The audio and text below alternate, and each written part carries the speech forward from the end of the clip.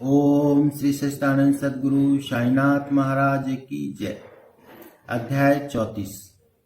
उदी की महिमा। डॉक्टर का भतीजा डॉक्टर पिल्ले, सामा के भयाहू, ईरानी कन्या, हरदा के महानुभाव, बंबई की महिला की प्रसव पीड़ा। इस अध्याय में उदी की महत्ता क्रमबद्ध है तथा उन घटनाओं का भी उल्लेख किया गया है जिसमें उनका उपयोग बहुत ही प्रभावकारी सिद्ध हुआ है। डॉक्टर का भतीजा। नासिक जिले के मालेगांव में एक डॉक्टर रहते थे। उनका भतीजा एक असाध्य रोग, एक प्रकार के तपोदिक से पीड़ित था। उन्होंने तथा उनके सभी डॉक्टर मित्रों ने समस्त उपचार किए, यहाँ तक कि उसकी शल्य चिकित्सा भी कराई, फिर भी बालक को कोई लाभ न हुआ। उसके कष्टों का परवार न था। मित्र और संबंधियों ने बालक के माता पिता को दैविक उपचार करने का परामर्श देकर श्री साईं बाबा की शरण में जाने को कहा, जो अपनी दृष्टि मात्र से असाध्य रोग साध्य करने के लिए प्रसिद्ध है। अतः माता पिता बालक को साथ लेकर शिरडी आए। उन्होंने बाबा को साष्टांग प्रणाम कर श्री चरणों में बालक को डाल दिया और बड़ी नम्रता तथा आदर पूर्वक विनती की कि प्रभु, हम लोगों पर दया करो। आपका संकट मोचन नाम सुनकर ही हम लोग यहाँ आए हैं। दया कर इस बालक की रक्षा कीजिए प्रभु, हमें तो केवल आपका ही भरोसा है। प्रार्थना सुनकर बाबा को दया आ गई और उन्होंने सांत्वना देकर कहा कि जो इस मस्जिद की सीढ़ी चढ़ता है उसे जीवन पर्यंत कोई दुख नहीं होता। चिंता न करो, यह उदीले उस रोग ग्रसित स्थान पर लगाओ। ईश्वर पर विश्वास रखो, वह सप्ताह के अंत में पूर्ण स्वस्थ हो जाएगा।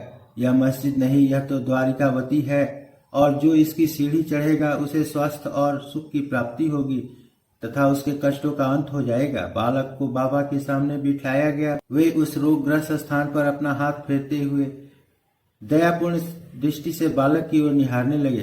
रोग प्रसन्न रहने लगा और उदी के लेप से बालक थोड़े समय में ही स्वस्थ हो गया। माता पिता अपने को बाबा का ऋणी और कृतज्ञ मानकर बालक को लेकर शिरडी से चले गए। यह लीला देखकर बालक के काका जो डॉक्टर थे महान आश्चर्य हुआ तथा उन्हें भी बाबा के दर्शनों की तीव्र उत्कंठा हुई। इसी समय जब वे कार्यवश बंबई जा रहे थे तभी मालेगांव और मनवाड़ के निकट किसी ने बाबा के विरुद्ध उनके कान भर दिए। इस कारण वे शिरडी जाने का विचार त्याग कर सीधे बंबई चले गए। वे अपनी शेष छुट्टियां अलीबाग में व्यतीत करना चाहते थे, परंतु मुंबई में उन्हें लगातार 3 रात्रि तक एक ही ध्वनि सुनाई पड़ी कि क्या अब भी तुम मुझ पर अविश्वास कर रहे हो। तब डॉक्टर ने अपना विचार बदलकर शिरडी को प्रस्थान करने का निश्चय किया। बंबई में उनके एक रोगी को सांसर्गिक ज्वर आ रहा था, जिसका तापक्रम कम होने का कोई लक्षण दिखाई न देने के कारण उन्हें ऐसा लग रहा था कि कहीं शिरडी की यात्रा स्थगित न करनी पड़े। उन्होंने अपने मन ही मन एक परीक्षा करने का विचार किया कि यदि रोगी आज अच्छा हो जाए तो कल ही मैं शिरडी के लिए प्रस्थान कर दूंगा। आश्चर्य है कि जिस समय उन्होंने यह निश्चय किया, ठीक उसी समय से ज्वर में उतार होने लगा और ताप क्रमशः सामान्यतः स्थिति पर पहुंच गया। तब वे अपने निश्चय अनुसार शिरडी पहुंचे और बाबा का दर्शन करके उन्हें प्रणाम किया। बाबा ने उन्हें कुछ ऐसे अनुभव दिए कि वे सदा के लिए उनके भक्त हो गए। डॉक्टर वहां 4 दिन ठहरे और उदी तथा आशीर्वाद प्राप्त कर घर वापस आ गए। एक पखवाड़े में ही पदोन्नति पाकर उनका स्थानांतरण बीजापुर को हो गया। भतीजे की रोग मुक्ति ने उन्हें बाबा के दर्शनों का सौभाग्य दिया तथा शिरडी की यात्रा ने उनकी श्री साईं चरणों प्रेम में प्रांगण प्रीति उत्पन्न कर दी। दूसरी कथा। डॉक्टर पिल्ले। डॉक्टर पिल्ले बाबा के एकनिष्ठ भक्त थे। इसी कारण वे उन पर अधिक स्नेह रखते थे और उन्हें सदा भाव कहकर पुकारते तथा हर समय उनसे वार्तालाप करके प्रत्येक विषय में परामर्श भी लिया करते थे। उनकी सदैव यही इच्छा रहती थी कि वे बाबा के समीप ही बने रहे। एक बार डॉक्टर पिल्ले को नासूर हो गया। वे काका साहब दीक्षित से बोले कि मुझे असहाय पीड़ा हो रही है और मैं इस जीवन से मृत्यु को अधिक श्रेष्ठकर समझता हूँ। मुझे ज्ञात है कि इसका मुख्य कारण मेरे पूर्व के कर्म ही है। जाकर बाबा से कहो कि वे मेरी यह पीड़ा अब दूर करे।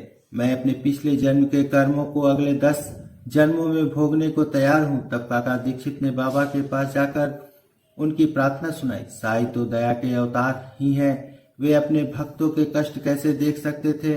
उनकी प्रार्थना सुनकर उन्हें भी दया आ गई और उन्होंने दीक्षित से कहा कि पिल्ले से जाकर कहो कि घबराने की कोई बात नहीं। कर्मों का फल 10 जन्मों में क्यों भुगतना पड़ेगा? केवल 10 दिनों में ही गत जन्मों के कर्म फल समाप्त हो जाएंगे। मैं तो यहाँ तुम्हें धार्मिक और आध्यात्मिक कल्याण देने के लिए ही बैठा हूँ। त्यागने की इच्छा कदापि न करनी चाहिए। जाओ, किसी की पीठ पर लाद कर उन्हें यहाँ ले आओ। मैं सदा के लिए उनका कष्ट से छुटकारा कर दूंगी। तब उसी स्थिति में पिल्ले को वहां लाया गया। बाबा ने अपने दाहिने और उनके सिरहने अपनी गादी देख सुख से लिटाकर कहा कि इसकी मुख्य औषधि तो यह है कि पिछले जन्मों के कर्म फल को अवश्य ही भोग लेना चाहिए, ताकि उनसे सदैव के लिए छुटकारा हो जाए। हमारे कर्म ही सुख दुख के कारण होते हैं, इसलिए जैसी भी परिस्थिति आए उसी में संतोष करना चाहिए। अल्लाह ही सबको फल देने वाला है और वही उस सबका रक्षण करता है। ऐसा विचार कर सदैव उनका ही स्मरण करो, वे ही तुम्हारी चिंता दूर करेंगे। तन मन धन और वचन द्वारा उनकी अन्याय शरण में जाओ, फिर देखो कि वे क्या करते हैं। डॉक्टर पिल्ले ने कहा कि नाना साहब ने मेरे पैर में एक पट्टी बांधी है, परंतु मुझे उससे कोई लाभ नहीं पहुंचा। नाना तो मूर्ख है, बाबा ने कहा। वह पट्टी हटाओ, नहीं तो मर जाओगे। थोड़ी देर में ही एक कौवा आएगा और वह अपनी चोंच इसमें मारेगा, तब तुम शीघ्र ही अच्छे हो जाओगे। जब यह वार्तालाप हो ही रहा था, उसी समय अब्दुल, जो कि मस्जिद में झाड़ू लगाने तथा दिया बाती आदि स्वच्छ करने का कार्य करता था, वहां आया। जब वह दिया बाती स्वच्छ कर रहा था तो अचानक ही उसका पैर डॉक्टर पिल्ले के नासूर वाले पैर पर जा पड़ा।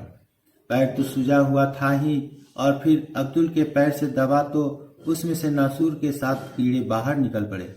कष्ट असहनीय हो गया और डॉक्टर पिल्ले उच्च स्वर में चिल्ला पड़े, किंतु कुछ समय के बाद वे शांत होकर गीत गाने लगे। तब बाबा ने कहा, देखा, भाव अब अच्छा हो गया और गाना गा रहा है। गाने के बोल थे, करम कर मेरे हाल पर तू करीब, तेरा नाम रहमान और रहीम, तू ही दोनों आलम का सुल्तान है, जहां में नुमाइया तेरी शान है, फना होने वाली है सब कारोबार, रहे नूर तेरा सदा आसकार, तू आशिक का हरदम मददगार। फिर डॉक्टर पिल्ले ने पूछा कि वह कौवा कब आएगा और चोंच मारेगा। बाबा ने कहा, अरे क्या तुमने कौवे को नहीं देखा? अब वह नहीं आएगा। अब्दुल, जिसने तुम्हारा पैर दबाया, वही कौवा था। उसने चोंच मारकर नासूर को हटा दिया। वह अब फिर से क्यों आएगा? अब जाकर बाड़े में विश्राम करो, तुम शीघ्र ही स्वस्थ हो जाओगे। उदी लगाने और पानी के साथ पीने से बिना किसी औषधि या चिकित्सा के वे 10 दिनों में ही निरोग हो गए, जैसा कि बाबा ने उनसे कहा था।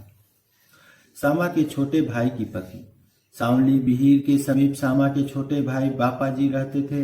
एक बार उनकी पत्नी को गिल्टियों वाला प्लेग हो गया। उससे ज्वर हो आया और उसकी जांघ में प्लेग की 2 गोलियां निकल आई। बापा जी दौड़कर सामा के पास आए और सहायता के लिए चलने को कहा। सामा भयभीत हो उठे। उन्होंने सदैव की भांति बाबा के पास जाकर उन्हें नमस्कार किया और सहायता के लिए उनसे प्रार्थना की तथा भाई के घर जाने की अनुमति मांगी। बाबा ने कहा कि इतनी रात्रि व्यतीत हो चुकी है, अब तुम इस समय तुम वह कहाँ जाओगे? केवल उदी ही भेज दो। ज्वर और गिल्टी की चिंता क्यों करते हो? भगवान तो अपने पिता और स्वामी है, वह शीघ्र ही स्वस्थ हो जाएगी। अभी मत जाओ, प्रातः काल जाना और शीघ्र ही लौट आना। सामा को तो उस मृत संजीवनी उदी पर पूर्ण विश्वास था। उसे ले जाकर उसके भाई ने थोड़ी सी उदी गिल्टी और माथे पर लगाई और कुछ जल में घोलकर रोगी को पिला दी। जैसे ही उसका सेवन किया गया, वैसे ही पसीना प्रवाहित होने लगा। ज्वर मंद पड़ गया और रोगी प्रांगण निद्रा में निमग्न हो गया। दूसरे दिन बापा जी ने अपनी पत्नी को स्वस्थ देखकर बड़ा आश्चर्य प्रकट किया कि न तो ज्वर है और न गिल्टी का कोई चिन्ह है। दूसरे दिन जब सामा बाबा की आज्ञा प्राप्त कर वहां पहुंचे तो अपने भाई की स्त्री को चाय बनाते देखकर उन्हें बड़ा आश्चर्य हुआ। अपने भाई से पूछताछ करने पर उन्हें पता चला कि बाबा की उदी ने एक रात्रि में ही रोग को समूल नष्ट कर दिया है।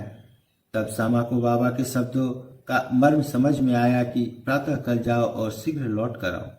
चाय पीकर सामा लौट आए और बाबा को प्रणाम करने के पश्चात कहने लगे कि देवा, यह क्या नाटक है? पहले बवंडर उठाकर हमें अशांत कर देते हो, फिर हमारी शीघ्र सहायता कर सब ठीक ठाक कर देते हो। बाबा ने उत्तर दिया कि तुम्हें ज्ञात होगा कि कर्म पथ अति रहस्यपूर्ण है।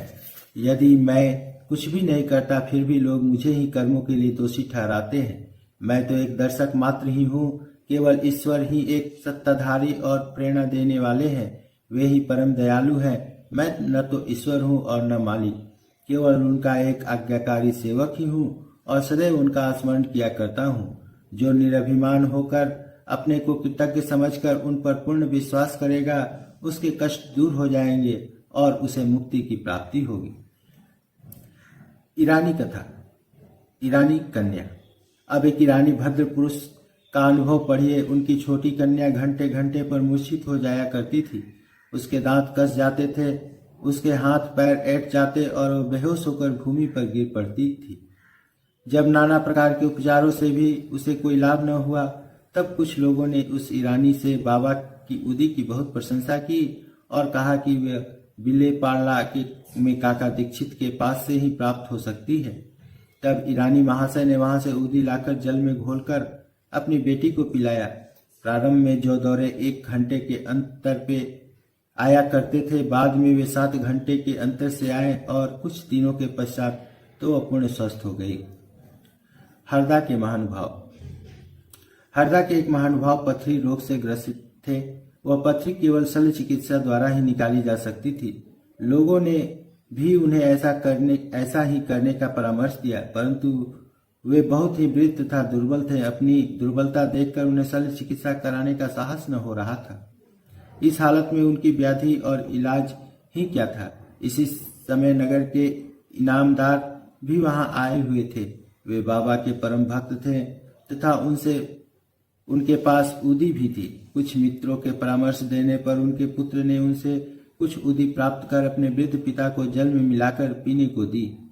केवल 5 मिनट में ही उदी के पेट में जाते ही पथरी मलमूत्रेंद्रिय के द्वार से बाहर निकल गई और वह वृद्ध शीघ्र ही स्वस्थ हो गया। बम्बई की महिला की प्रसव पीड़ा।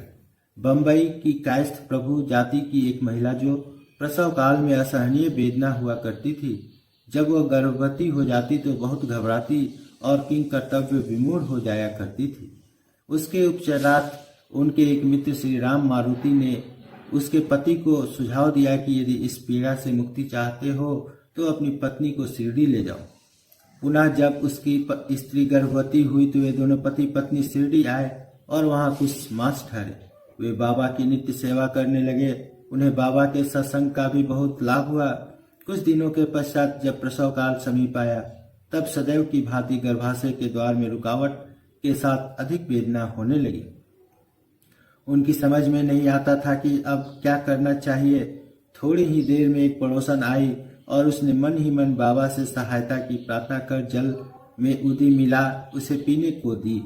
तब केवल 5 मिनट में ही बिना किसी कष्ट के प्रसव हो गया। बालक तो अपने भाग्यानुसार ही उत्पन्न हुआ, परंतु उसकी मां की पीड़ा और कष्ट सदा के लिए दूर हो गए। वे अपने को बाबा का बड़ा कृतज्ञ समझने लगे और जीवन पर्यंत उनके आभारी बने रहे। अध्याय समाप्त। श्री सद्गुरु साईनाथ प्रणमस्तु। शुभ भवतु।